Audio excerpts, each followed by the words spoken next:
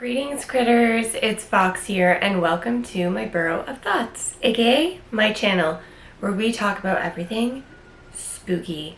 And today will be a spooky book review of The Northern Lights by Boris Bacic. This is my second copy. I got it today and I was like, you know what? I have to review this book because I love it so much, I bought it twice. So settle into your burrows because things are about to get spooky. So, due to the plot being so immersive, I usually don't do this where I read off the back cover. I usually just try to give my own kind of cliff notes of the synopsis, but I really feel like I can't do it justice. I've tried. So, a little bit about the plot of The Northern Lights by Boris Bacic. Never, ever drive off the road. That was the first rule written in the letter David received from his wife. He would soon come to realize that it was the easiest of rules. For the more he progresses through the mysterious, otherworldly place where Alina is supposed to be, the more fragments of his forgotten marriage he encounters that make him question his own sanity. Familiar voices reverberate around David. Footsteps echo behind him no matter how far he goes, and by the time he realizes what kind of danger he's really in, it's too late to go back. Despite the dangers of the quest, David is determined to find Alina, no matter what it takes. As he races through the place infested with unimaginable horrors, he has to answer one question that has plagued him since the start of the trip. How can a dead person send a letter? So, The Northern Lights by Boris Bacic was, I think, my first or second read by this author. I believe it was my introduction to Boris's work, and I gotta say, it really struck a chord with me on a personal level, and it scratched that horror itch as well. So, suffice to say, I really enjoy this book. I think I've read it over 5 times. I read it at least 2-3 times a year. I've had it at least 2 years or so.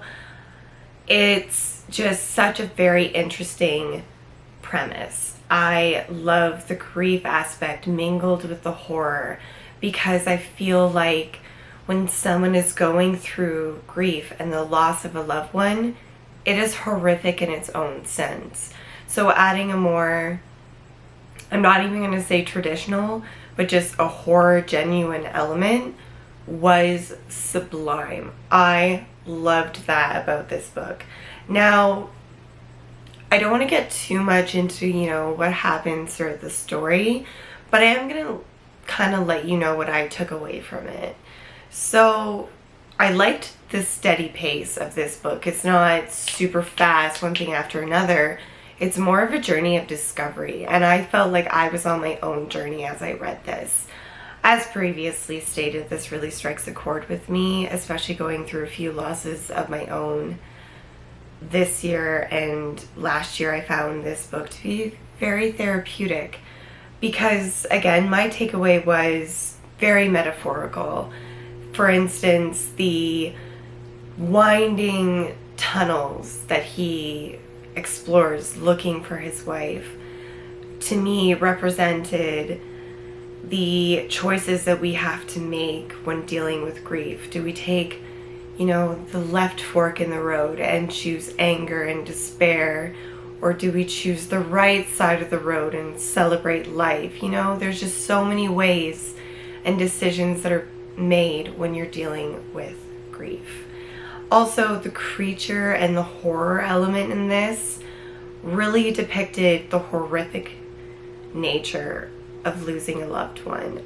Loved that. It was a great way to give a spook, but also give some more depth and dimension to the story of loss.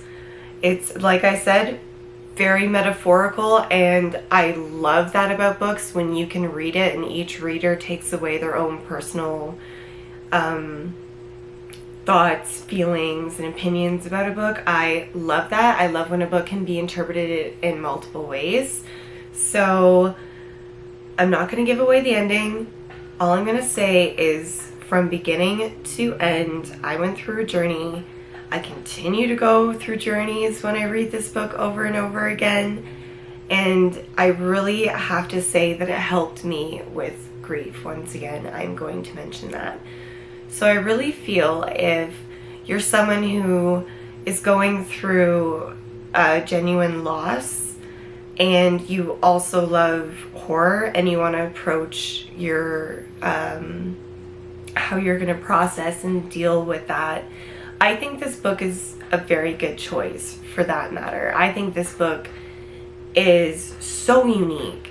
It is spooky, it is powerful, it is emotional, it is just an amazing read for me. And I know I love Boris Bacic works, and it's not that I have this, you know, preference to just his work. It's just that he produces a lot of good quality reads. So I think if Northern Lights doesn't suit your fancy, trust me when I say there are books by Boris that will scratch your horror itch. Trust me. He is all over different kinds of tropes.